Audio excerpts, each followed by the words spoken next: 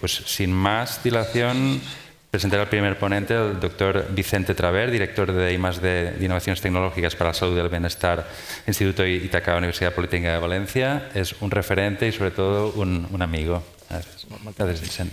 Este és el PowerPoint? Sí. Vale. Bon dia, moltes gràcies a tothom per vindre i moltes gràcies també als organitzadors. Gracias Felipe, gracias también a Eurecat, gracias también a Hospital Clínic, organizadores del evento. Como he dicho, es un orgullo estar aquí. Bueno, voy a intentar ceñirme a los 8 minutos porque creo que lo más importante es el posterior debate, ¿no? Donde en este caso estoy introduciendo un concepto todavía innovador, que está en una fase temprana, pero que es el uso de los avatares para permitir un entrenamiento personalizado para un mejor cuidado.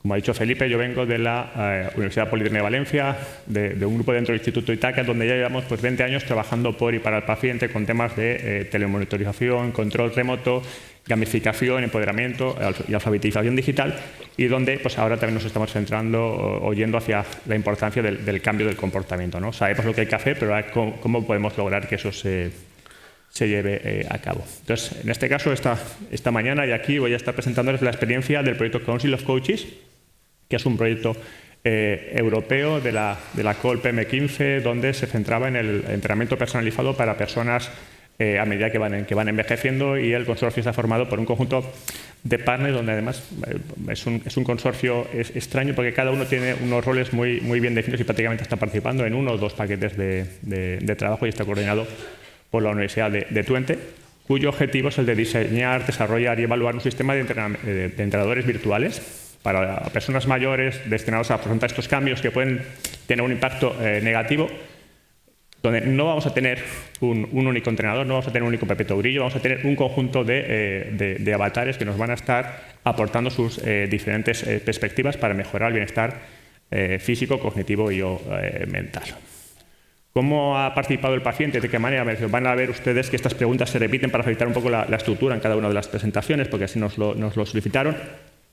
De primero, marcar mucho el énfasis en este proyecto de la investigación responsable e innovación. Tenemos prácticamente un paquete destinado para ello, para estar asegurando que lo que estamos haciendo es realmente útil y que estamos considerando en todo momento la perspectiva del paciente, y que lo estamos haciendo de una manera no agresiva, no imperativa. Entonces hay incluso un panel que su función es básicamente esta, donde estamos validando mediante demos iterativas de forma casi permanente con grupos, sobre todo en Reino Unido y en Holanda, y donde también hemos hecho un análisis de la literatura y se están organizando workshops principalmente en el norte de Europa, porque inicialmente el foco está en el norte de Europa para estar captando esas necesidades del paciente. Entonces nos encontramos con un conjunto de avatares donde cada uno, desde una perspectiva diferente, uno está hablando de deberías caminar más, otro está hablando de deberías estar cuidando tu dieta, otro está planteando igual tienes que estar haciendo las dos cosas. Pero al final la información, el que tiene que estar tomando la decisión es el paciente. Yo pongo siempre también el caso del café, y del paciente pregunta, ¿tomar café es bueno o no? Pues si lo estás preguntando al neurólogo te va a decir una cosa, el endocrino te va a decir otra y el cardiólogo otra. Entonces tienes que estar balanceando, tienes que tener en cuenta todos los pesos y en base a eso, ¿no? ¿Cómo estamos poniendo el foco en el paciente? Tenemos 3 partes en la arquitectura, una que es más de Sensing and Profiling, donde sobre todo estamos con diferentes sensores comprendiendo el comportamiento del paciente y siguiendo cómo está comportándose a lo largo del tiempo. Tenemos una parte que es la gestión del diálogo, donde estos avatares virtuales están hablando con el paciente y permiten en tiempo real entender el comportamiento e incluso entender hasta los silencios. Me refiero, en ocasiones, si el paciente no quiere hablar, eso se aprovecha para otro avatar, para estar aportándole algo de información para que él finalmente tome la decisión, y entonces gestionar esa historia del diálogo. Y finalmente una parte de interfaz de usuario, donde de nuevo estamos diseñando personajes virtuales que sean atractivos, que sean agradables, y donde al final lo que estamos desarrollando es una aplicación complementaria para la vida diaria, ¿no? Entonces, en cada una de las 3 arquitecturas, cada uno de los 3 bloques, estamos con ello. ¿Cuáles son las mejoras para el paciente? Por una parte, es un nuevo paradigma en el que no estamos introduciendo un único avatar, sino que hemos introducido un ecosistema donde ahora mismo hay 3 avatares, pero puede introducirse la introducción de nuevos avatares de terceras partes. Estamos huyendo del paternalismo y de las recomendaciones imperativas. Las personas ya son mayorcitas y pueden tomar sus propias decisiones. Estamos introduciendo el entrenador como sensor, desde la perspectiva de que el entrenador está detectando el estado de ánimo de la persona, está detectando también un conjunto de circunstancias a través del discurso y eso queda registrado dentro de la base de datos para hacer el perfil y ese entrenamiento personalizado. Estamos haciendo uso de esa realimentación en tiempo real para mejorar la adherencia y sobre todo pues, mejorar la salud y la calidad de vida del paciente. Aquí, ahora mientras están poniendo el vídeo, observarán cómo ligeramente los avatares se están moviendo y hay una especie de discurso que están hablando. No pongo el audio porque está en extranjero, pero al final estamos ahora en los 12 primeros meses, ya tenemos versiones alfa de los diferentes demostradores y ya hay pruebas iniciales con usuarios, ya digo, sobre todo en Reino Unido y en Holanda. Que todavía estamos implementando pues, la integración en tiempo real de todos estos componentes. Hay algunos que no van todo lo finos que debieran, sobre todo para una mayor personalización y donde, sobre todo, bueno, pues, el entrenador como sensor ya está funcionando, pero el hecho de que en tiempo real estemos usando lo que nos está diciendo en tiempo real, pues para, por ejemplo, ¿cómo estás? Y que te diga bien, no es lo mismo el bien en función del tono de voz. Esa gestión, aunque la estamos detectando, todavía nos está llevando algo el hacerlo en tiempo real. Suficiente. Para el futuro, ¿qué necesidades estamos detectando? Lo primero, decir que los usuarios están encantados con la solución, con soluciones que no son coercitivas, sino que les están dando más información, donde hay un reto muy grande, que es el de la gestión de la ética, el de no tratar de forzar a que hagan cosas que ellos no quieren. Y que la otra necesidad es que el usuario no es el mismo 24/7. Debemos de entender que el usuario pues no se comporta igual un sábado por la noche que un lunes por la mañana y que los consejos que les tenemos que estar dando pues no son los mismos y hemos de entender sus circunstancias, ¿no? Me despido diciendo por el paciente y para el paciente, siempre con una sonrisa en la boca y sin tratar de agobiar al paciente con tecnología. Al final la tecnología es un medio. Les pongo este dibujo, que es un dibujo del año 1981, posiblemente algunos de ustedes todavía no habían nacido, pero donde ya se pensaba en la tecnología de una forma que daba miedo y donde, bueno, ya vemos que la abuelita tampoco era nada feliz, ¿no? Eso debemos de romper con este tipo de imágenes. Nada. Pues quedo a su atención y yo creo que al final nos hemos tenido 8 minutos porque yo creo que lo que vale la pena es luego el posterior debate. Muchas gracias. Muchas gracias.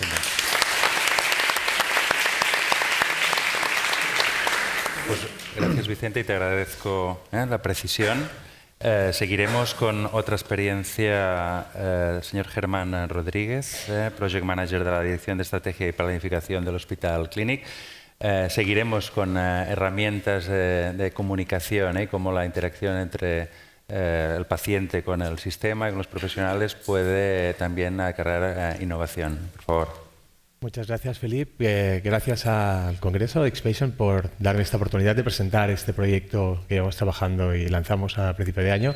Antes de empezar con la presentación, me gustaría pasar un pequeño vídeo. No busco nunca nada de medicina en Google. Es una lluvia de información que eso que te provoca estrés. Otros miedos, más preguntas. Y según que encuentras, pues claro, pues te puede romper. ¿Cómo sé yo, como paciente o como médico, que las fuentes de información son fiables? Claro, nos iría muy bien, ¿no?, que esa información estuviera canalizada de alguna manera. Si hay un portal fiable, además, de un hospital que tú conoces, como es el Clínic, que tienes fe ciega y absoluta, pues por supuesto que buscaría lo que hiciera falta.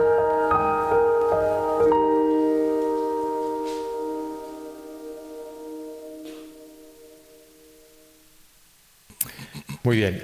Bueno, en primer lugar, como habéis visto, es un proyecto que ha sido posible gracias a la financiación e impulso de la Fundación BBVA conjuntamente con el Hospital Clínic. Y ante la pregunta de a quién va dirigido a todos nosotros. Cualquiera de nosotros, cualquier familiar, puede sufrir una enfermedad o puede conocer a alguien que la sufre, que le importa y quiere informarse. Por lo tanto, ese es el objetivo de este proyecto. Este proyecto se enmarca dentro del Plan Estratégico del Hospital Clínico, un plan estratégico que llevamos trabajando desde hace un par de años y donde nos centramos en las personas. En las personas, tanto a nivel de nuestros profesionales como de los pacientes y de los cuidadores y las personas cercanas a ellos.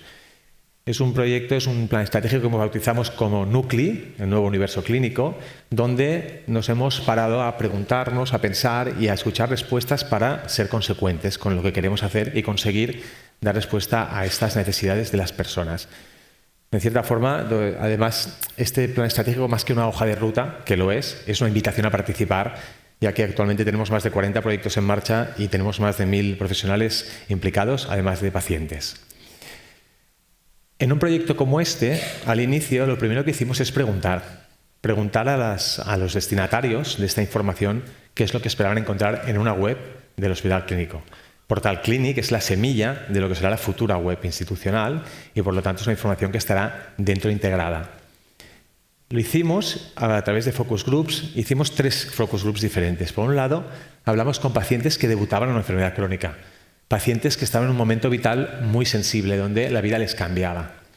Un segundo focus group fue con pacientes expertos, pacientes crónicos que ya llevaban una trayectoria larga conviviendo con la enfermedad y que tenían una perspectiva muy distinta y que sobre todo mostraron una gran preocupación sobre la información que encontraría un paciente debutante.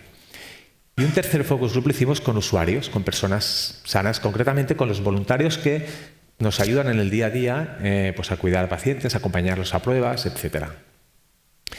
El resultado de estos grupos focales marcó la hoja de ruta del proyecto.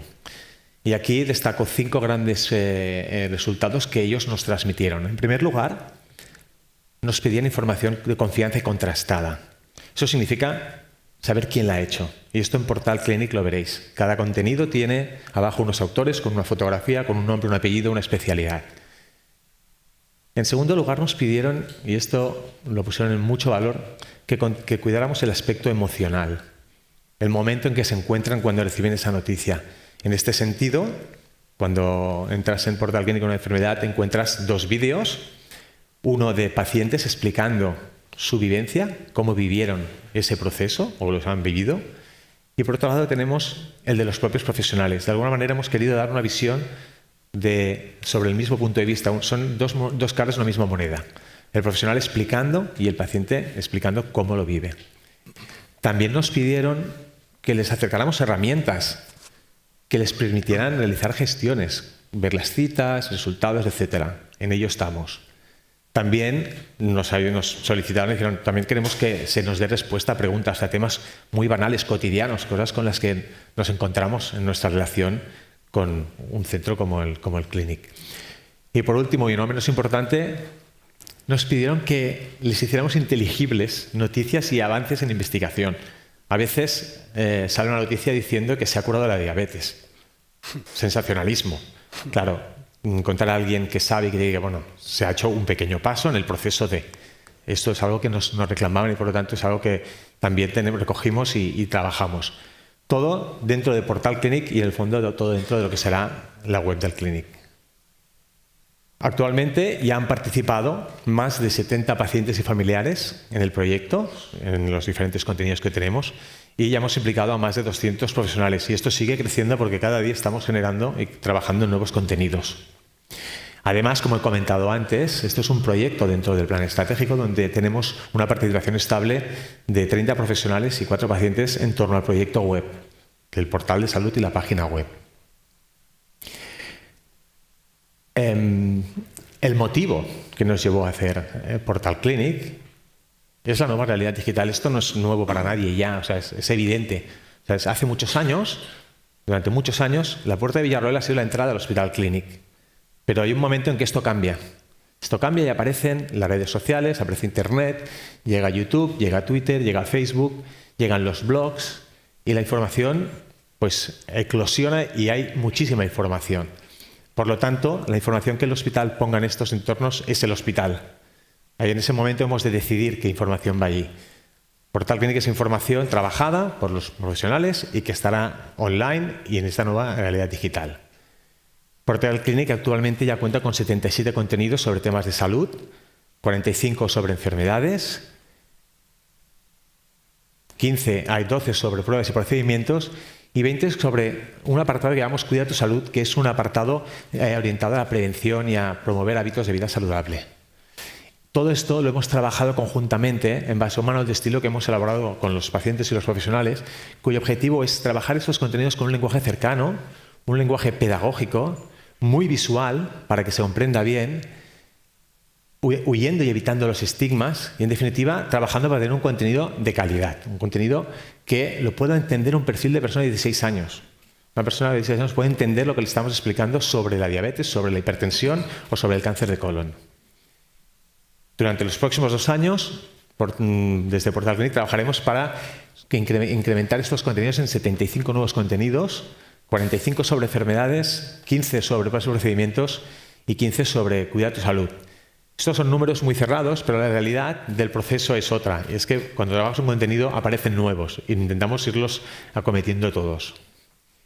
Por último, además de seguir creciendo en contenidos, Portal Clinic identificó que necesitaba ser más interactivo, dar un paso adelante, tener más interacción con los usuarios. Y por lo tanto, también estamos trabajando para realizar acciones en streaming con nuestros profesionales, hablando de los diferentes temas de salud y publicando artículos en el blog también relacionados con los diferentes temas de salud que hay en el portal. Portal Clinic es una realidad, podéis entrar, la podéis consultar y estaremos encantados de recibir vuestro feedback, que también es posible recogerlo. Muchas gracias.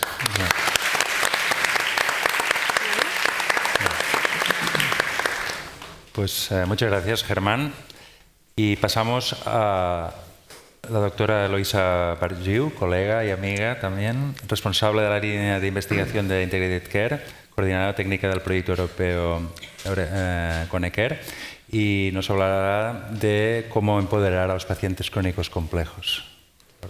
Buenos días. Gracias, Felipe, y gracias a todos por invitarme, darme la posibilidad de hablar un poco de nuestra experiencia dentro del marco de un proyecto europeo que es el CONECARE. Hoy os explicaré una parte muy pequeña del proyecto. Es un proyecto europeo que involucra muchos partners, entre ellos 4 hospitales. El Hospital Clínica aquí en Barcelona, un hospital privado en Israel, un hospital universitario en Groningen y el Hospital de Santa María en Lleida, aquí en Cataluña. Y es en particular la experiencia de Lleida que quiero contar hoy en esta jornada. Y dentro de toda la experiencia del CONECARE y de nuestro partner de Lleida, quiero contar la experiencia del paciente en el sentido del sistema de autogestión que estamos proporcionando, que estamos desarrollando conjuntamente. La idea es de dar una herramienta a los pacientes. Son pacientes crónicos complejos, que quiere decir que normalmente son personas mayores que muchas veces viven solos porque igual son viudos, igual los hijos viven lejos y puede también que tengan problemas sociales o económicos. Y entonces, para este tipo de pacientes hay que buscar una solución que pueda empoderarlos y pueda darle una herramienta en su propia casa para que puedan seguir mejor la propia intervención, siempre pero en contacto con los profesionales del hospital que los sigue. Y para hacer esto empezamos por una tarea de codiseño. Es decir, nos sentamos, tanto los técnicos como los profesionales, como unos pacientes, todos juntos para hablar de qué es este sistema de autogestión y lo que puede servir de verdad al usuario final. A nosotros como técnicos igual nos gusta hacer muchas cosas, pero al final al paciente no le sirven. Y entonces la idea es de hacer algo que sea útil y que luego al final el usuario lo use de verdad, que eso es el objetivo final de todos. Entonces nos sentamos varias veces y hemos tenido muchas fases. Empezamos enseñándole unos dibujos con soluciones y ellos van diciendo lo que le gusta, lo que no le gusta, lo que añadirían o también lo que dicen, bueno, esto, pero yo ¿cómo lo voy a usar? Porque no lo sé usar, soy una persona mayor, no tengo un móvil, ese tipo de feedback que hemos recibido, hasta llegar a la versión actual del sistema que de hecho se está usando ya en los ensayos clínicos. Entonces, todo este proceso de codesign, por un lado, muchas reuniones entre nosotros para compartir feedback e información, y por otro lado, desde el punto de vista técnico, una prototipación evolutiva, que quiere decir que hemos ido desarrollando, no tanto solo añadiendo funcionalidades, sino también cambiando lo que teníamos en función del feedback que hemos recibido. El objetivo final es, dentro de un año, llegar al sistema final en acuerdo con los que han dicho los partners. Regardando este punto, hay un punto importante, que es verdad que somos 4 hospitales dentro del proyecto, pero al final, aunque la base es igual para todos, al final cada hospital, cada paciente en cada site tiene una solución diferente porque tiene en cuenta las peculiaridades de cada site. Entonces, en Lleida la solución será diferente de la solución que se proporciona en Israel. Y al final, ¿dónde estamos ahora? ¿Qué es lo que proporciona esta herramienta? Al fin y al cabo, se trata de una app que el paciente tiene instalada en su propio móvil y que le puede proporcionar información sobre la actividad física que ha hecho, porque proporcionamos también, una vez que el paciente entra en el programa, le damos una pulsera, le damos un Fitbit, y entonces el paciente sabe en cada momento cuántos pasos ha hecho y cuántos minutos de actividad ligera o elevada ha hecho. Además, puede tomarse medidas por medio de dispositivos médicos como un tensiómetro, como un termómetro, como una báscula inteligente. Y todas esas medidas se envían directamente a su propio móvil, entonces él en cada momento tiene toda la información. También puede contestar a cuestionarios sobre la calidad de la vida, por ejemplo, cuestionarios sobre el nivel del dolor que siente en ese momento, que eso es muy importante para el seguimiento de un paciente.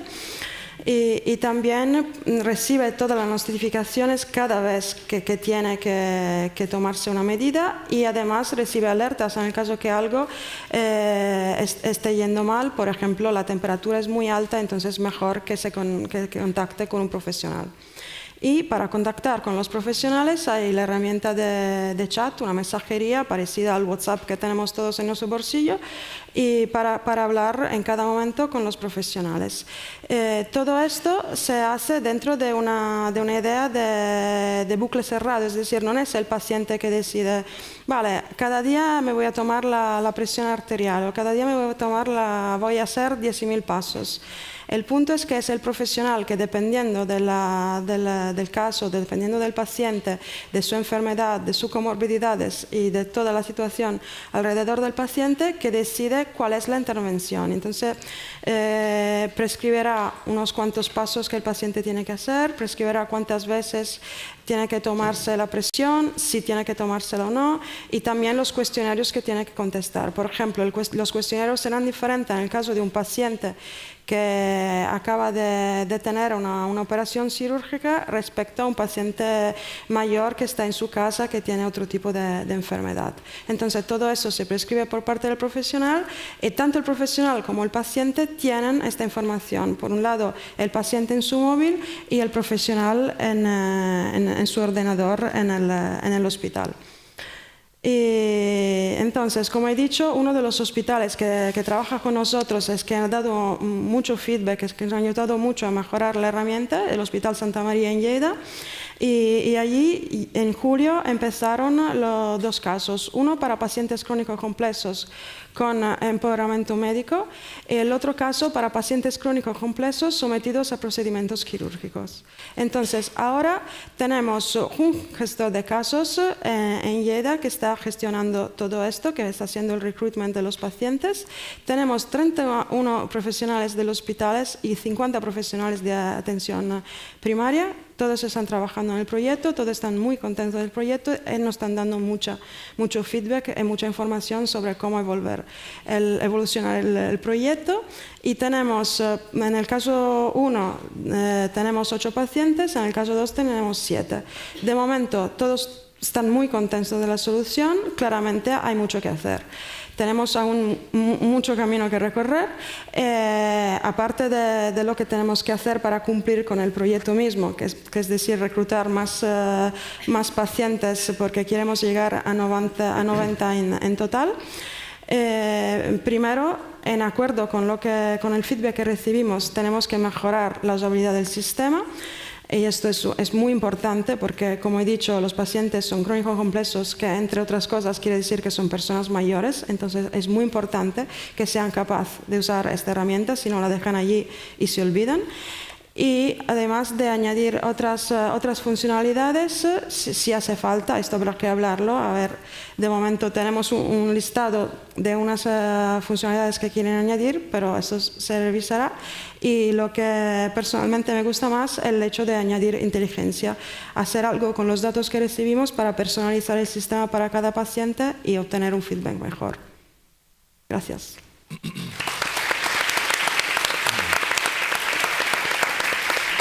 Pues gracias, Eloisa, y gracias a todos por seguir manteniendo el tiempo para que esto sea ágil. Ahora tendremos la experiencia del señor José Luis López, CEO de la PYME InsulClock, el empoderamiento del paciente para crear sus propias soluciones tecnológicas. Vamos a ver. Muchísimas gracias. Bueno, es un honor estar entre tanto profesional sanitario y médico. Yo soy un humilde paciente empoderado, soy responsable de una empresa que se llama InsulCloud. En InsulCloud creamos soluciones tecnológicas para mejorar la calidad de vida del paciente crónico. Nuestro proyecto Mater es InsulCloud. Nació el proyecto antes que la empresa y es un proyecto que a lo largo de su camino pues, ha podido contar con estimable ayuda de organismos gubernamentales, hospitales y empresas de este calado, y nos han ayudado, entre otras cosas, a llegar a conseguir financiación para I+D de cerca de 2,5 millones de euros. Y InsulClock es un proyecto que está basado en una de las pandemias más importantes del siglo XXI, que es la diabetes. Con más de 415 millones de diabéticos en el mundo, según la OMS seremos 640 en 2035. Para acercarnos un poco más, aquí en España somos 4,5 millones de diabéticos, es decir, 1 de cada 10 ciudadanos, ¿no? Y estos son los problemas que tiene en el día a día el paciente diabético, ¿no? Desde el dichoso diario del diabético, donde tienes que rellenar día a día, cada vez que te pinchas, cada vez que te mides la glucosa, tienes que ayudar, y nadie lo hace, o muy pocos lo hacen. Olvidos, pinchazos dobles, me he puesto la insulina, no, pérdidas de propiedades por tema de temperatura, etcétera, ¿no? El problema es la falta de adherencia al tratamiento. Estamos hablando de un 65% de adherencia al tratamiento en el primer mundo. En el segundo y el tercer mundo ni hablamos, ¿no? Eso significa que el otro 35% simplemente no se pone ni en tiempo ni en forma su insulina o su medicación, ¿no? Y esto provoca pues, problemas gravísimos como son la amputación, ceguera, incluso la muerte, ¿no? ¿Cómo sé yo esto? Bueno, pues yo soy diabético tipo 1 de hace 20 años, igual que mi hermana, que debutó a los 9 añitos. Yo siempre digo lo mismo, soy un diabetosaurio, ¿no? Diabético del siglo XX, donde no existía nada de esto. Y bueno, comenzamos a dar la idea, decir, bueno, estaba harto de que hablara con unos o con otros y dijeran, no existe, si lo haces te forras. No quiero forrarme.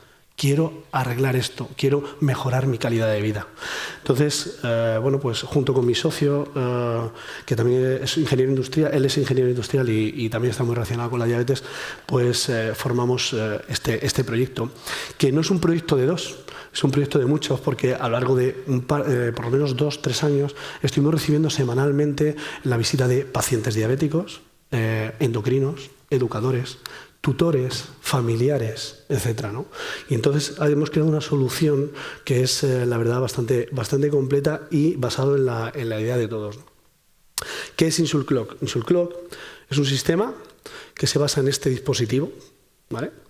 Y que se une aquí así de sencillo, se ancla en la pluma así de sencillo. Esto es una pluma que puedes encontrar en cualquier farmacia. Y cuando te inyectas la insulina, te puedo decir cuándo te pones la insulina, cuánta insulina te pones, qué tipo de insulina te pones y factores de temperatura. Todos esos datos se pasan directamente a la app y de la app a la nube. De tal forma puedes hacer alertas, alarmas y en tiempo real tu endocrino, tu educador, tu familiar, tu mamá o tu papá, tu hijo si eres una persona mayor o tú mismo, en tiempo real puedes tener alarmas y puedes ver perfectamente cómo llevas, ¿no? Actualmente el proyecto está pues con ensayos clínicos, tanto en Estados Unidos como en Europa. Estamos en Estados Unidos haciendo un ensayo clínico con uno de los key opinion leaders más importantes del mundo de la diabetes, el doctor Guillermo Pierre y su equipo en Emory, en Atlanta, con los Akidetza ya estamos haciendo también otro ensayo. Llevamos aquí 3 ensayos en España y publicaremos en febrero o marzo desde la ADA Congress hasta la ATTD aquí en Europa, ¿no? Hemos salido al mercado en junio del 2018, ¿quién me lo iba a decir? Cuando esto empezó hace 4 años, la gente me llamaba que si estaba chalado y que siguiera trabajando en lo mío, que es lo que tenía que hacer. Y queríamos internacionalizar en el año que viene, el 2019. ¿Qué estamos buscando? Pues estamos buscando un partner estratégico. Nosotros hacemos algo muy bien y es el I+D. No queremos ser una gran empresa, no queremos tener una fuerza de ventas enorme, no queremos pegar el pelotazo, como me decían. Queremos hacer el I+D porque aparte de Insulclub tenemos otros proyectos que son tan disruptivos como esto y muy complementarios, no solo para la diabetes sino para otras enfermedades como asma, EPOC, fertilidad para la mujer, etc., ¿no? Queremos hacer un landing en Europa y en Estados Unidos y valernos de este partner estratégico. Esta es la parte fundamental de la presentación. Me siento orgullosísimo de pertenecer a este equipo, que más que equipo es familia, de un calado importantísimo en cuanto a Medical Advisor, de reconocimiento internacional, ingenieros en telecomunicaciones, ingenieros en electrónica, mecánica, doctores en física, matemáticos, y todos son de aquí. No hace falta irte a Alemania, ni a Japón, ni a Estados Unidos, ¿no? Todo lo podemos hacer aquí, ¿no? ¿Qué es lo que nos falta? Bueno, pues nos falta lo que ya estamos consiguiendo, ya estamos cerrando el círculo. Para yo controlar mi diabetes necesito tener claro, contestando a 4 palabras, ¿cuándo me pongo la insulina? ¿Cuánta insulina me pongo? ¿Qué tipo de insulina me pongo? Y la glucosa en sangre. Vale, con las 3 primeras, esto, ¿lo podéis ver? Lo tenemos automáticamente. ¡Cuidado! No, hombre. Y entonces, la cuarta, que es la glucosa en sangre, nos sirve para cerrar el círculo. No existe absolutamente nada de las primeras que traqueen las primeras 3 preguntas, pero la cuarta hay muchos. Ya estamos haciendo deals y hacemos ya tratos con otras empresas de glucómetros grandes y además estamos sacando toda la información a través de HealthKit y de Google Fit. Ya nos han llamado desde Estados Unidos, Apple Healthcare San Francisco, y estamos tratando de recopilar toda esa información de glucómetros, ¿no? Quiero poner este vídeo, por favor.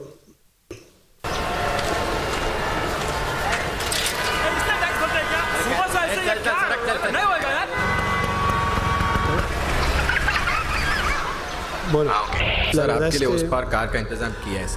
es que sinceramente este es el mejor vídeo que he encontrado que describe perfectamente lo que es nuestro proyecto, ¿no? Me siento totalmente identificado con ese niño, que ahora veréis.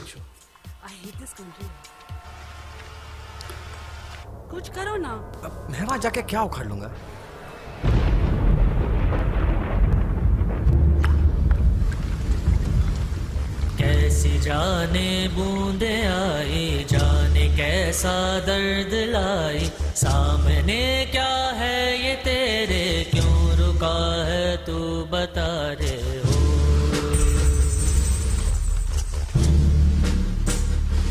Y la verdad es que el problema es bastante grave, pero aunque parezca imposible, todo es empezar, ¿no? Parece que es una frase hecha, pero así empezamos. Empezamos 2 personas, con 200 pesetas y mucha ilusión. Y poco a poco se va uniendo la gente. Se van uniendo pacientes, se van uniendo endocrinos, se van uniendo educadores. Sin los endocrinos y los educadores no seríamos nada. Nos han ayudado muchísimo. A la vista está que aquí hay mucho profesional sanitario con ganas de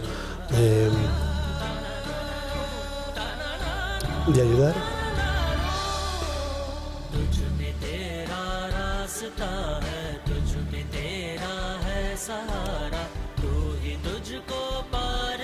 Y bueno, esto es. Esto es mi proyecto, es nuestro proyecto, es nuestra vida, y siempre acabo la ponencia con una frase, he elegido una frase de Emilio Duro, que dice, la felicidad no viene de conseguir algo, sino viene de crear motivos por los cuales levantarse cada mañana, y mis motivos son estos. Así que muchas gracias.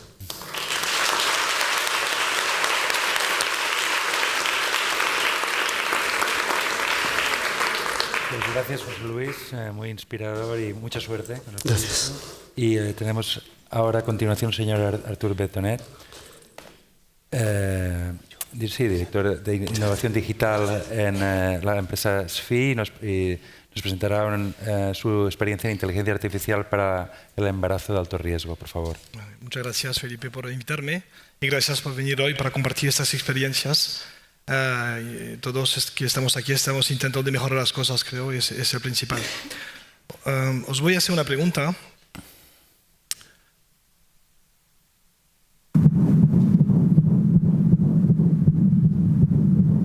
¿Os suena algo este ruido? Creo que cada mujer que está aquí lo ha oído una vez en su vida si ha sido madre. Este ruido de la vida, la promesa de la vida, 160 pulsaciones por minuto. Y es un ruido que siempre nos emociona a todos porque nos recuerda pues, cuando hemos sido padre.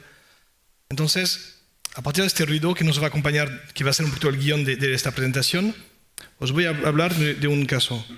En España, en 2017, hubo 400.000 partos. Sobre estos 400.000 partos, se ha identificado que debido a la edad avanzada del primer embarazo de la mujer, que se sitúa más o menos a los 31 años, hay un crecimiento de los problemas vinculado con patología, vinculado con el feto y vinculado a la mujer. Es decir, que hay siempre más partos de alto riesgo. Los partos de alto riesgo pues pueden complicar la vida de una familia y requiere una atención particular. Entonces tenemos un problema. Si os recordáis, las típicas correas, el tococardiógrafo, es lo llamamos cacharros, porque no somos médicos, pero es esta caja de 20 kilos enorme que permite de medir las contracciones, la actividad cardíaca del feto y también los movimientos. Eso es una experiencia, las correas, que no ha cambiado desde los años 70. Entonces, para nosotros identificamos un problema, estas mujeres que son ahora calificadas con perfil de alto riesgo, y tenemos una experiencia que es muy antigua y que no ha cambiado. Para nosotros es suficiente para decir, vamos a interesarnos al conjunto de las experiencias que lleva la mujer que está embarazada y hacemos un Patient Journey Map. En este Patient Journey Map vamos a detectar todas las experiencias negativas, tanto para el médico, tanto para el equipo, tanto para la familia, que van a ocurrir durante todo el periodo del embarazo. Y cada vez que encontramos una experiencia negativa, nosotros consideramos que como es una experiencia, la podemos rediseñar. Una vez que tenemos unos 200 insights, una vez que tenemos todos estos datos, nos permite de categorizarlos, de utilizarlos y seleccionar los más importantes y de definir un challenge, un reto. Y sobre este reto que vamos a buscar una solución. Así que nuestro reto es cómo puedo mejorar el seguimiento de mujeres embarazadas de alto riesgo. Este reto es muy interesante, pero es un reto enorme. Y si yo tengo eso encima de la mesa, lo vamos a conseguir resolverlo. Entonces, en base al trabajo previo que hemos hecho con el Patient Journey Map, vamos a dividir este reto en subretos que son mucho más accesibles. El primer reto es la frecuencia. Es decir, que una mujer embarazada de alto riesgo tiene que ir 2 veces a la semana para tener el tococardiógrafo. Es decir, que durante 3 días a la semana no sabe si el feto está vivo. Y eso es un punto negativo. La segunda cosa es que una mujer embarazada que tiene un problema con el feto, una de las primeras recomendaciones es no mueves, no coge el coche, quédate en casa. Entonces los desplazamientos es un problema. Tema decisional. El médico, con el poco de datos que tiene que escoger de ingresar a la madre o que se quede en casa, con el riesgo de equivocarse y de tener un sobrecoste para el hospital o de equivocarse y que haga daño o perjudica la madre y el feto. Después, emocional. una madre embarazada que puede potencialmente perder a su bebé, es la peor experiencia que le puede pasar en su vida. Y además, como estamos pensando en un sistema, pues tiene que ser sostenible y escalable, porque al final este sistema se tiene que nutrir automáticamente y tiene que ser funcional. A raíz de eso, ya que tenemos nuestros sub-challenge, que son mucho más accesibles, montamos los workshops de ideación y de codiseño con pacientes, mujeres embarazadas, padres, futuros padres y médicos. Hacemos una sesión de ideación, decimos tonterías, cosas inteligentes, cosas locas, cosas disruptivas, etc. Empezamos a dibujar un poco cuál sería el storytelling de esta nueva experiencia del usuario. Por otro lado, hacemos una investigación a nivel tecnológico para ver cómo podemos mejorar el propio tococardiógrafo. Empezamos a prototipar, mejorar, hacemos prototipos que son feos, baratos, que no cuestan nada, pero que vamos mejorando a medida que vamos viviendo un poquito la experiencia. Y en paralelo de eso, hacemos un prototipo de business model. Es decir, si quiero que mi solución pueda sostenerse por ella misma, ¿qué tipo de business model tendré que adoptar? Una vez que hemos hecho este trabajo, pues hemos creado Fetal Bodyguard. Fetal Bodyguard es una solución que permite a la madre de tener una aplicación que se vincula con este tococardiógrafo, que es un wearable, o sea, lo puede llevar en casa, y gracias a eso encontrar el feto y poder guardar las mediciones. La madre de repente se encuentra que 2 veces al día, por la mañana y por la noche, de las 8 de la mañana y a las 8 de la noche, puede ver la actividad de su niño, sin quedarse 3 días sin ninguna noticia de su niño. Esta plataforma entonces permite de medir un dato puro, de reenviar este dato puro al médico o al equipo de médico que va a poder 2 veces al día analizar eso. El médico, por su lado, él ha entrado una serie de parámetros sobre el paciente, si es el segundo embarazo, si ya hubo problemas, etc. Puede ver el conjunto de las medidas del paciente y seguir varios pacientes a la vez. Entonces, volvemos ahora a nuestro reto inicial. La frecuencia de 2 veces a la semana pasamos a 2 veces al día. Los desplazamientos, no hay más desplazamientos porque la madre gestiona eso dentro de su casa.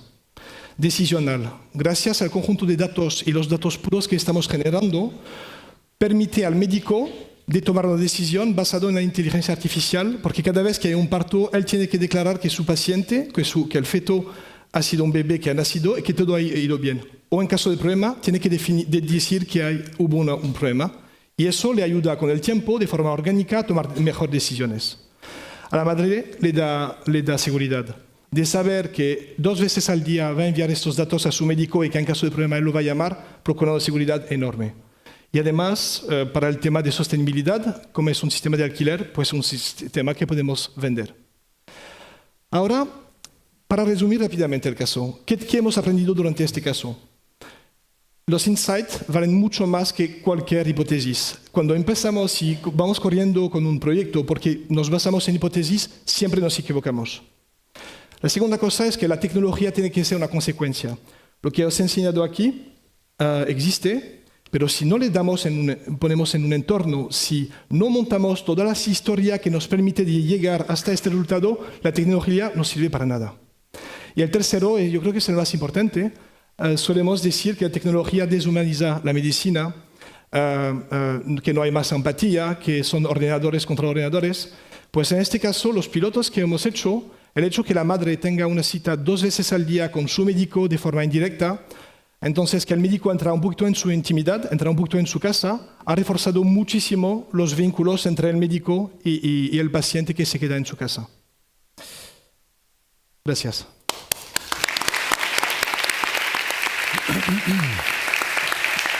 Pues muchas gracias, Artur. Y por fin, y no por eso menos importante, el señor Javier Gil, de la empresa Sensing Tex, nos proporciona su experiencia.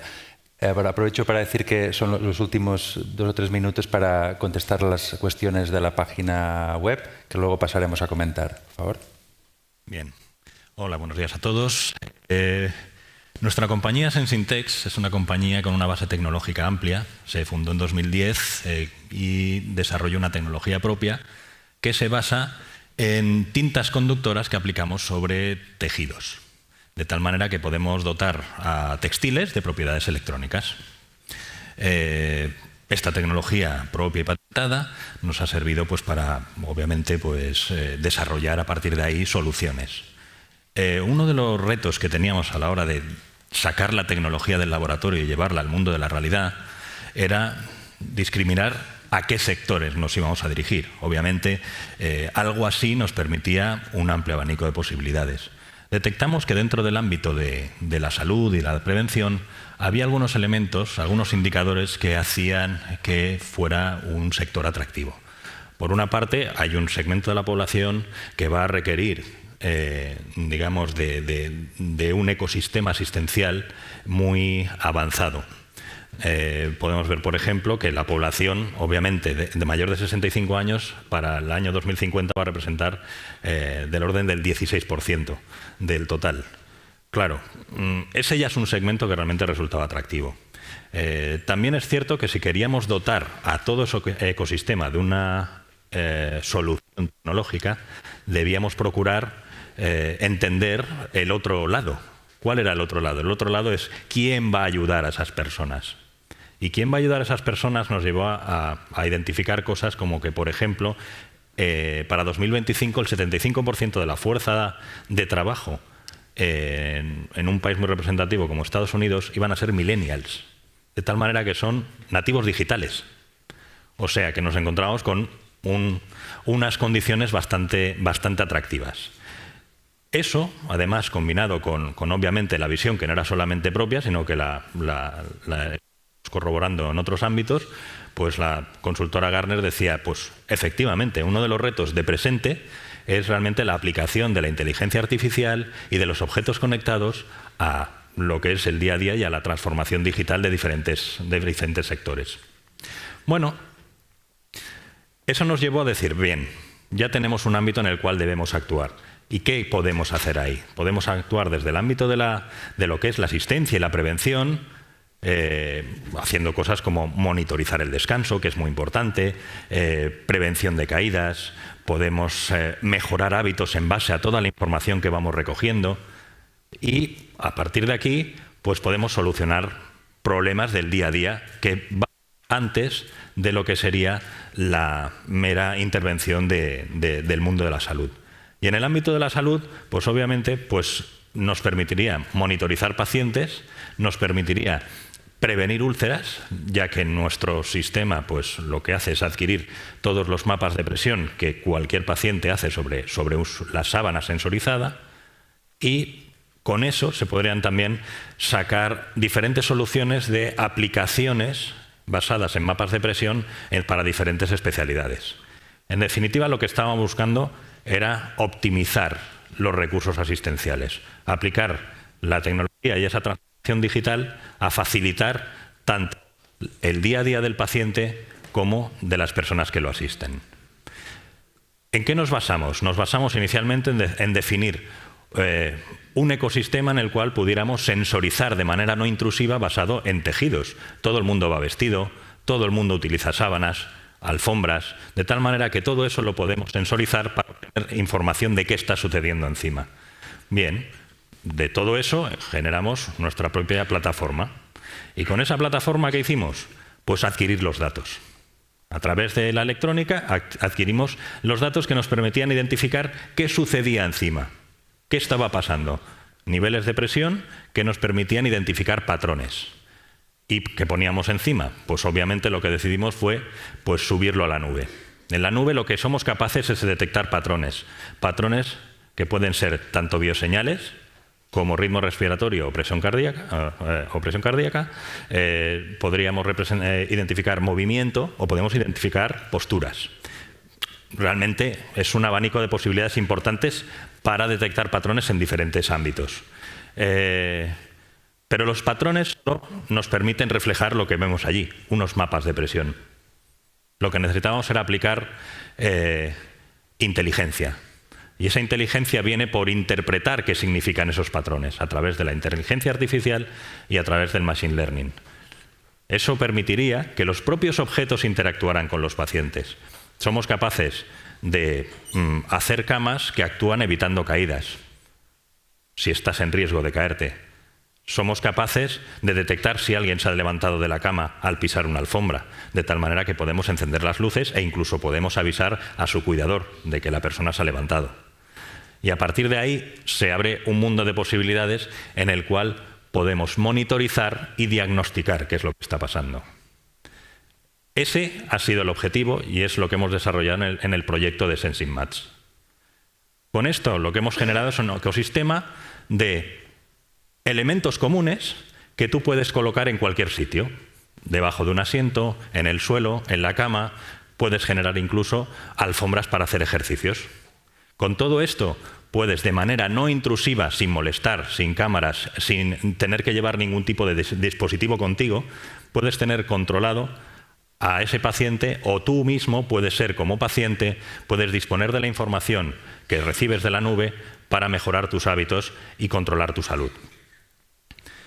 Todo esto, obviamente, lo hemos querido corroborar. La tecnología tiene que ser lo más próxima al paciente, al usuario, de tal manera que hemos participado en diferentes proyectos internacionales, entre ellos el proyecto Maturo Life, que es un proyecto muy interesante en el cual se acerca la tecnología a personas de la tercera edad con el objeto de que, a través de procesos de cocreación, faciliten información para que todos esos objetos sean lo más amigables y para ellos sean lo más útiles posibles. Si no, no lo utilizarán. Si no ven que sea algo útil y fácil, no será útil para ellos, por lo tanto no lo facilitarán. En la actualidad, la empresa está ya facturando en el mercado nuestras soluciones de Sensing Mats. Nos hemos internacionalizado, el 85% de la facturación de SensingTech es facturación internacional y el 60% de esa facturación la hacemos en Estados Unidos. Tenemos clientes, tenemos soluciones completas que obviamente nos sirven para seguir alimentándonos y entender cuáles son las aplicaciones que realmente quieren los clientes, cuáles son aquellas que van a ser mucho más útiles y mucho más fáciles de aplicar para ellos. Y esos son los retos. Los retos más importantes, por una parte, es generar un ecosistema transparente, de tal manera que sea una solución que se pueda integrar en cualquier ámbito hospitalario y asistencial. El segundo reto que tenemos es mantener el enfoque a mercado y a la solución, y eso lo hacemos a través del feedback que estamos obteniendo permanentemente y nuestra participación en proyectos internacionales para determinar cuáles son realmente los segmentos en los cuales podemos aportar más valor y en los cuales la gente va a estar más cómoda manejando nuestras soluciones. Y ese es el tercer elemento, la usabilidad. La tecnología en sí misma no es útil si realmente no se acerca a las personas. Y ese es un aspecto fundamental a la hora de conseguir el éxito. Y dicho esto, solo me queda despedirme, agradecer a la organización la invitación y muchas gracias a todos por la asistencia.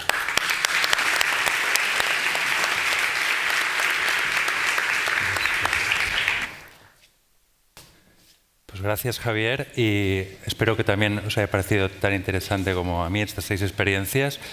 Nosotros, la mayoría de nosotros, sobre todo, somos tecnólogos apasionados por la tecnología y el +D, pero aquí en la audiencia hay también otro tipo de perfiles. Sois muchos de vosotros profesionales de la salud, médicos, enfermeras, también pacientes. ¿Cómo la tecnología puede llegar a la práctica clínica y realmente tener un impacto positivo en la experiencia del paciente?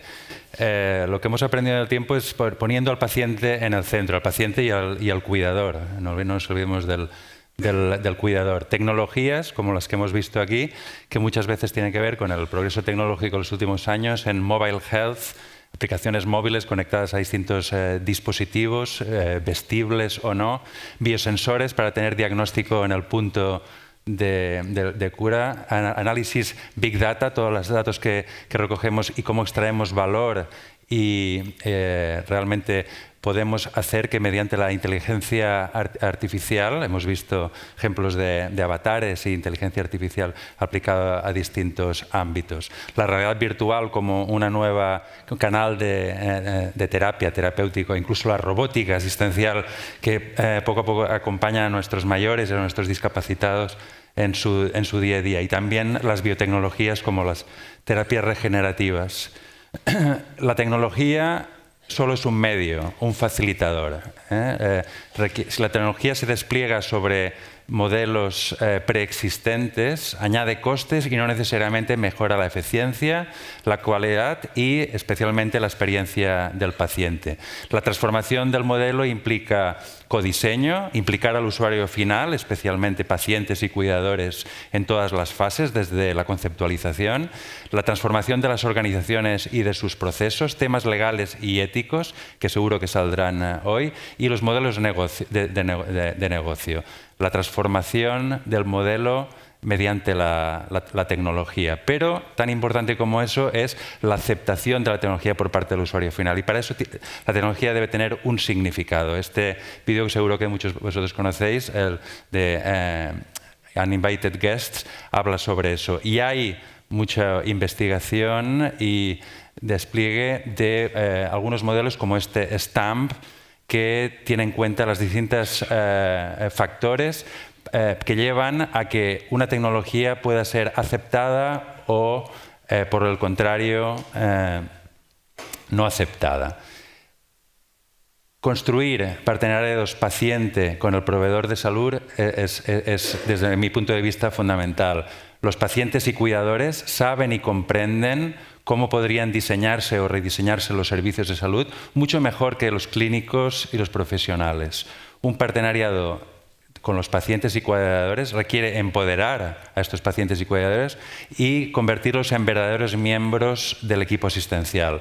Un partenariado de esas características es el camino a seguir para mejorar eficiencias, pero mejor que eso significa un cambio fundamental y renovado de foco en la misión principal de los sistemas de salud. No sé si estaréis de acuerdo con estos comentarios. Me gustaría, antes de pasar a dar la palabra al público, que por ejemplo Vicente, diría que ha sido el primer ponente, que nos puedas comentar cuál es, desde tu punto de vista, la clave para que la tecnología realmente llegue y tenga un impacto positivo en la experiencia de pacientes, cuidadores. No es fácil, ¿no? la respuesta, y yo creo que todos esa pregunta nos la hemos estado haciendo y está planteando, pensando internamente ya sobre reflexiones sobre ese aspecto, ¿no?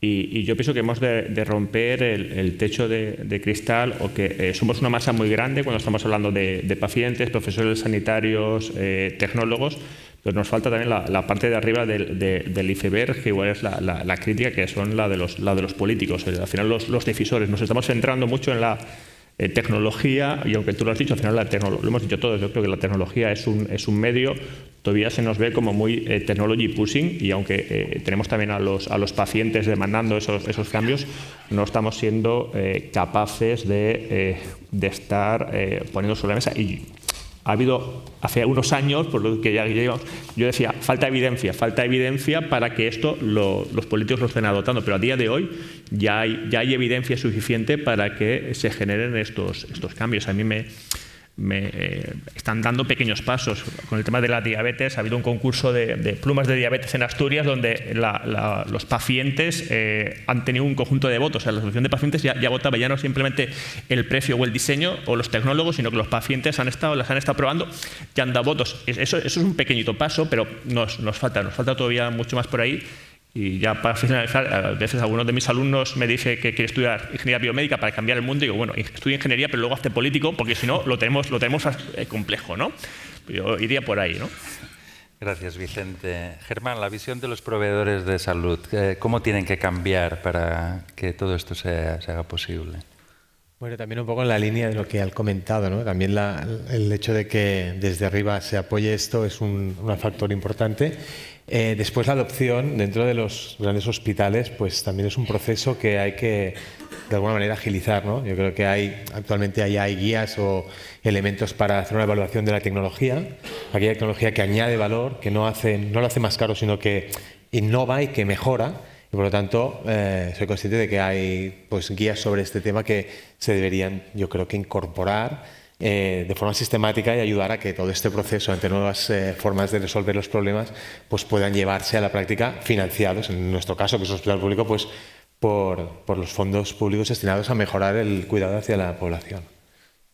Luis, has hablado de personalización, de adaptación al entorno y sobre todo supongo que tiene que ver también con la adaptación a las necesidades del paciente, sea cual sea su condición, su problemática de salud, su sexo, su condición, digamos, social. ¿Cómo nos acercamos a esto? Bueno, claramente hay que proporcionar soluciones que sean generales para todos, pero luego ir personalizando para que la gente siga usando la herramienta. Porque una herramienta que sigue dando siempre la misma información, al final el paciente deja de usarla porque no le está añadiendo nada. Entonces, en esto yo veo la importancia de la adaptación y la personalización. Para llegar hasta allí, habrá que hacer estudios con técnicas de inteligencia artificial, machine learning, big data, si se llega a tener big data, y ver cada usuario cómo se comporta de manera diferente, y se pueden hacer estudios poblacionales para ver las diferentes edades, cómo reaccionan, las mujeres con respecto a los hombres, si tienen una diferencia en el uso de la tecnología o de una tecnología específica de este caso, o también la reacción de cada uno con respecto a la propia patología, que puede ser diferente dependiendo de la edad, del sexo, también del país de proveniencia y de la religión. Muchas cosas hay que tener en cuenta. Y la industria tiene un papel fundamental, y aquí tenemos un ejemplo muy bonito de una empresa fundada por un paciente, ¿no? José Luis, me ha encantado tu entusiasmo, ¿no? ¿De dónde viene ese entusiasmo? ¿Realmente podemos transformar el mundo? La verdad es que el entusiasmo viene en parte de la necesidad, porque bueno, te encuentras con una situación en la que ves que, pues, en este caso, las nuevas tecnologías que tienes al alcance de la mano podría hacer un gran beneficio para ti y los tuyos, que al principio no piensas en mejorar la calidad de vida de todo el mundo. Lo que haces es, egoístamente hablando, dices, joder, yo quiero algo mejor para mí y para mi hermana, porque creo que se puede hacer esto, se puede hacer lo otro. Y la verdad es que dicen que los emprendedores tenemos ahí demasiada moral y demasiadas ganas de, ¿no? Y la verdad es que sí, porque es un constante día tras día. Lo mismo te levantas que te vas a comer el mundo, al día siguiente te levantas diciendo, mira, no puedo más con esto. Pero bueno, continúas poco a poco, y la verdad es que yo creo que el secreto de esto es, de esa mezcla de necesidad, es rodearte de gente muy, muy, muy pro, muy, muy buena en lo suyo. Siempre pongo el mismo ejemplo cuando hablo de este tema. Se cree que el director de una empresa o el CEO de una empresa habla a todo el mundo y dice, bueno, pues se ve a la imagen de Bill Gates o de Steve Jobs en su rascacielos en el último piso, mirando en la lontananza y pensando en trigonometría espacial para mejorar. Pues no es así. Sinceramente, cuando tienes un equipo a tu cargo y cuando quieres llegar a coordinar un proyecto, yo creo que lo que tienes que hacer es rodearte de gente mucho mejor que tú, y tú trabajar muchísimo y aprender muchísimo de todo lo que hay alrededor, que creo que eres de lo que te rodeas, y al final, bueno, pues siempre sacas. Si te rodeas de mediocridad, pues eres mediocre, pero si te rodeas de gente muy buena, pues eres un crack. Bueno, y pacientes somos todos, ¿no? Artur, el proceso este de codiseño desde el que abordáis los proyectos, ¿no? Quizá es un hype también, ¿no? Hablar de codiseño, hablamos todo el tiempo, al menos nosotros, de codiseño.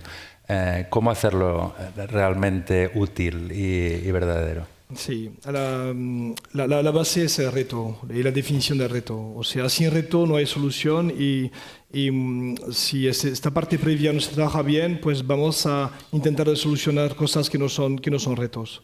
Yo creo que el hecho de targetizar, de escoger también el público objetivo con el cual queremos trabajar, hace parte de las claves para conseguir un resultado potente. La parte agradable del codiseño es que empezamos con nada, o sea, con un trozo de papel, con un archivo Excel, realmente con nada. La gracia también es que es un proceso que, por su esencia, permite el fallo. el fallo y la mejora. Y no estamos en un mundo en el cual justamente permitamos el fallo, estamos en un mundo en el cual queremos permitir siempre el éxito, el éxito, el éxito. Y por una vez decimos, mira, aquí tú tienes un espacio para equivocarte, lo asumimos, hace parte del proceso, pero equivocándonos para construir algo un poquito más fuerte, un poquito mejor. Es un proyecto para mí mágico, me emociona siempre cuando trabajamos, que sea con esclerosis múltiple, con cáncer, etcétera, y trabajamos con paciente, es muy profundo. Y sobre todo nos permite trabajar sobre datos reales, no sobre lo que nosotros, que no tenemos la enfermedad, imaginamos al lugar de. Gracias. Javier, algo de lo que no hemos hablado todavía y que seguro que mucha gente tiene también en la cabeza cuando oye hablar de estas experiencias.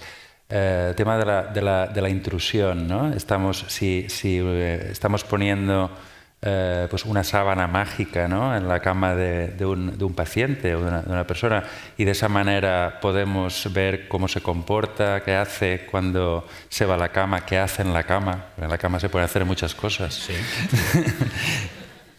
¿Cómo hacemos para que no resulte algo invasivo y que... Realmente uno de los factores claves es precisamente contar con el usuario para que te transmita cuáles son los elementos que para él son claves para que pueda utilizar una tecnología. La tecnología en sí misma debe estar imbuida y nosotros de hecho nunca hablamos de tecnología. En ninguna de nuestras presentaciones ni en nuestra página web hablamos de tecnología, porque la tecnología subyace a lo que hacemos. Una de las ventajas es que el hecho de que apliquemos soluciones sobre textiles, un textil es algo cotidiano, familiar, y a la gente no le resulta extraño. Objetos tecnológicos, wearables, digamos un poco de ciencia ficción, a la gente le genera cierto rechazo, sobre todo a la gente a partir de cierta edad que no son nativos digitales. De tal manera que lo que hay que procurar es que todo ese diseño, esa cotidianidad en la que incorporas la tecnología sea la guía por la que desarrolles los productos. Y yo creo que eso es fundamental para facilitar la adopción de la tecnología. Gracias, Javier. Y ahora me encantaría escuchar algún comentario, alguna pregunta, algo que queráis señalar. Seguro que toda esta discusión ha despertado comentarios. ¿Alguien quiere empezar? ¿Alguien quiere decir?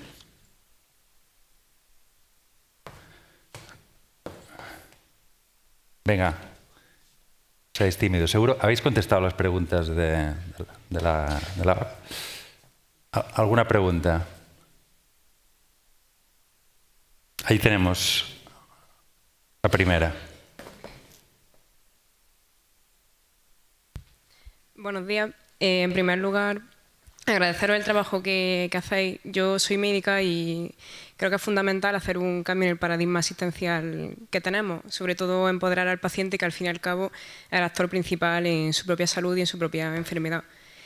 La pregunta o comentario que yo quería hacer iba dirigido sobre todo a las aplicaciones que habéis comentado que envían información directamente a los profesionales sanitarios en tiempo real. Bueno, muchas veces sabemos que los clínicos en su práctica asistencial no tienen mucho tiempo para nada o tienen muy pocos minutos por paciente y ya tienen suficiente con la carga asistencial que tienen. Entonces, quería preguntar cómo habéis planteado el hecho de introducir una nueva carga de trabajo, digamos, en su día a día, en el día a día de los profesionales, si esto lo habéis preguntado a los profesionales o si lo habéis planteado, cómo lo veis, cómo veis el hecho de, pues, de introducir más información en su día a día. Pues muchas gracias. ¿Te puedes identificar el nombre y de dónde vienes? Bueno, me llamo Carmen y soy del Hospital del Mar. Muchas gracias, Carmen. Pues yo creo que es muy buena pregunta porque hemos hablado tanto de los pacientes que parece que estamos olvidando a los médicos, a los profesionales. Hablo de nuestro caso, que es el que conozco. Efectivamente tienes toda la razón del mundo. Cuando nosotros empezamos a hablar con los endocrinos, que es desde el principio, los endocrinos me decían, oye, yo tengo aquí un trabajo enorme y si a mí me vas a coger, empezar a dar alarmas, avisos de si se la pone la insulina, si no se la pone, si la temperatura es una locura. Entonces, el secreto, creo que lo hemos estudiado mucho y el secreto está en no daros más información de la que necesitáis, pero sí facilitaros la que pedís. De tal forma que, por ejemplo, en nuestro dispositivo, pues como paciente o mamá, o esa mamá o ese papá de ese niño diabético, pues puede saber si se pone la insulina o si no se la pone, o la temperatura, etcétera, etcétera. Pero, por ejemplo, en vuestro caso, nosotros tenemos el backend en el que con usuario y contraseña podéis meteros cuando queráis.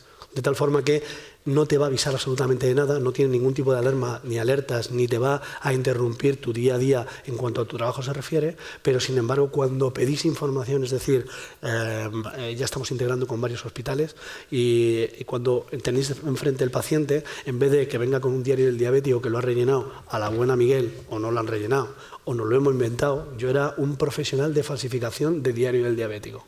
Yo cogía y decía, vamos a ver, cojo el glucómetro y como es invasivo, tiene sangre, duele, pues a lo mejor me lo hago 2 o 3 veces al día, como mucho. Tiro de glucómetro, lo apunto, pero ¿cómo es cuánta insulina? ¿Qué tipo de insulina? ¿A qué hora? Pues no me acuerdo de ayer, me acuerdo de hace 3 meses, pues me lo invento. 5, 10, 10, 5, 10, 10, 5, 10, 10, 5, 10, 10, así pauta. Aquí estoy alto, aquí estoy bajo, pum, 2. Y lo que hacéis es que pautáis a ciegas. Estáis pautando sobre una mentira que estoy haciendo yo. De esta forma, como es automático todo, cuando me vais a ver en esa asistencial, lo que hacéis es que os metéis directamente y veis exactamente toda la información. Pero cuando vosotros queréis, no cuando el sistema quiere o intrometiéndonos en vuestro trabajo. Sí, gracias. Vicente, quizá relacionado con esto, ¿no? La aceptación de la tecnología por parte del profesional, no solo del paciente. Sí, no, y además en línea con lo que estaba diciendo, bueno, hemos hablado de empoderar al paciente, yo creo que a veces también hay que empoderar al profesional sanitario y a veces al gestor sanitario al respecto. Yo creo que aquí es clave en lo que comentas el tema del modelo de reembolso, ¿no? O cómo se le está incentivando al paciente. Hablando de mujeres embarazadas con riesgo de aborto, nosotros en el año 2000 ya hacíamos transmisiones de ecografías de ginecólogos de mujeres embarazadas desde casa, con un modelo parecido al que estaba comentando. Es un modelo en el cual incluso está haciendo por la privada, en la pública no es posible, y donde al final, si estamos hablando de un modelo 1 a 1, no es escalable, ni sostenible, ni reembolsable. Entonces estoy totalmente de acuerdo en el sentido de que hay que hacer un modelo 1 a N, en el sentido de que un mismo médico le esté llegando muchísima información y que al final esa información se use en el momento que es necesario, no sobrecargar, porque si no hay un problema, ¿no? Entonces, yo ahí mi respuesta sería, es necesario un cambio de modelo en el reembolso para permitir que videoconferencias, por ejemplo, pues sean contabilizadas como actividades asistenciales, o estar trabajando delante de un ordenador y que no se nos contabilicen solo los pacientes que estamos visitando enfrente, ¿no? Esa por una parte, y luego desde la parte tecnológica el hecho de tratar de reducir la necesidad de que vosotros estéis consumiendo, ¿no? Haceroslo lo más fácil posible. Gracias, Vicente. No es añadir más información, sino transformar la información actual para tenerla de otro modo que sea mucho más eficiente para, obviamente, todo el ecosistema asistencial. Joan, por alusiones. No, yo solo un comentario que he oído varias veces la idea de nativos digitales, como si esto fuera una barrera, ¿no? Y la edad fuera una barrera. Esto quizá me da la impresión de que deberíamos de cambiar un poco los términos, no sé cómo lo veis, ¿no? Por un lado, las tecnologías creo que deben adaptarse a las habilidades y circunstancias de cada uno, y suponer que los jóvenes son más hábiles que las personas mayores, a lo mejor son hábiles con el WhatsApp y el Netflix y punto, ¿no? No lo sé, no sé cómo lo veis. Más que nada es que el hecho de ese concepto de nativos digitales es que ellos no necesitan una adaptación para el uso de esa tecnología. De hecho, yo me he encontrado con algún amigo diciendo que tenía a su hija de 3 años intentando pasar en la pantalla de la televisión a ver si veía otra cosa. Porque nacen con ello, ya lo ven, lo han identificado. Pero obviamente no quiere decir que el resto de los perfiles no sean hábiles digitalmente, pero sí que requieren de ese proceso de entender o de entender más fácilmente en el contexto de cómo es familiar y usable una tecnología. Sí, yo además de lo de usable entraría con la parte del valor, ¿no? A veces decimos que los médicos no usan las nuevas tecnologías y si no las usan más, en alguna ocasión es fallo nuestro porque no les estamos aportando el valor suficiente. Y hay un ejemplo que lo estábamos diciendo del WhatsApp. Mucha gente dudaba de que los abuelos, las personas mayores usaban el teléfono móvil y el teléfono móvil en España se está usando mucho por los mayores y es básicamente por el WhatsApp para compartir fotografías de los nietos. O sea, ese es el factor de desencadenante a partir del cual luego lo estamos usando para otras aplicaciones. Pero lo principal es intercambiar fotos y mostrarnos cuán orgullosos estamos de nuestros nietos, ¿no? Entonces, desde ahí, eso ha sido el valor que ha hecho que la gente... Entonces, tenemos que estar en contacto porque en la parte médica estamos fallando y a veces no sabemos aportar soluciones que tengan el valor suficiente. Pero vamos, tengo claro que no tenéis ningún... Bueno, siempre podemos dar algo más de formación, pero estáis suficientemente formados digitalmente. Venga, por aquí, otra pregunta o comentario. Una, venga. Bueno, voy a ir rápida. Muchas gracias por las presentaciones, muy interesantes, muy inspiradoras. Y hay un problema que ha salido un poco en el aire. Soy Blanca de Usdat, de la Universidad Rovira i Virgili, del Departamento de Antropología, y coordino un proyecto europeo H2020 Socatel. Presentamos un póster que pueden visitar. Bueno, mi pregunta era sobre el hecho de la duda que surge o la problemática acerca de los temas éticos, de la privacidad de los datos. Es decir, subir toda esta información, Big Data, en la nube, etcétera, quién tiene acceso, cómo se controla este historial, ¿no?, que queda de toda tu trayectoria, ¿no?, en la red. Entonces, un poco esto como este tema, ¿no? Esa pregunta la tenía yo también. Si quieres, voy a intentar aportar una parte de la solución. Que haya duda es normal. Tenemos todos en la mente el caso de Cambridge Analytica, los casos de Yahoo, que 4 años después dice que 3 billones de cuentas han sido pirateadas. O sea, nosotros como personas nos afecta, ¿no? ¿Dónde está? ¿Cómo se pasan estas cosas? Pero más allá de este problema, hay preguntas por las cuales todavía no tenemos la respuesta. Si, por ejemplo, yo pregunto a esta sala, ¿cuántas personas tienen de estos relojes que están capaces de medir pasos cardíacos? Si quieres levantar la mano para ver cuántos somos. Oh, 40, vale. ¿Dónde están vuestros datos? No sabemos. O sea, tú has hablado de ética, está muy bien, porque es lo que necesitamos.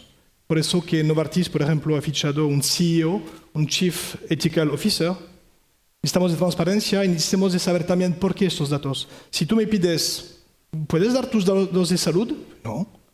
¿Me puedes dar tus datos de salud para mejorar la medicina o los tratamientos? Claro que sí. Entonces tenemos aún que hacer este camino. Creo que los actores de la farmacia tienen que tener más transparencias para que veamos el dato como una ayuda y no como una barrera. Muchas gracias. El concepto de privacidad está evolucionando, porque si hace 20 años nos dicen la cantidad de bestialidades que la gente publica en Facebook, pues obviamente el concepto de privacidad ha cambiado en ese tiempo. Pero igualmente, como decía Arthur, también dependerá la privacidad de cómo la queremos aplicar. Si decimos, oye, ¿este dato me lo das? No. Si me das este dato y yo lo puedo correlar para ver tu comportamiento y te mejoro el precio de tu póliza de seguro, pues sí, quédatelo. Entonces ahí puede haber una evolución clara de lo que es ese concepto de la privacidad y lo que para nosotros es realmente privado y lo que no. Y en cualquier caso, a nivel de lo que es las infraestructuras tecnológicas, estas están obviamente ofreciendo las soluciones adecuadas para que los propios usuarios puedan gestionar su privacidad, lo que consideran realmente privado. Pues muchas gracias. Un aplauso, por favor, a los ponentes.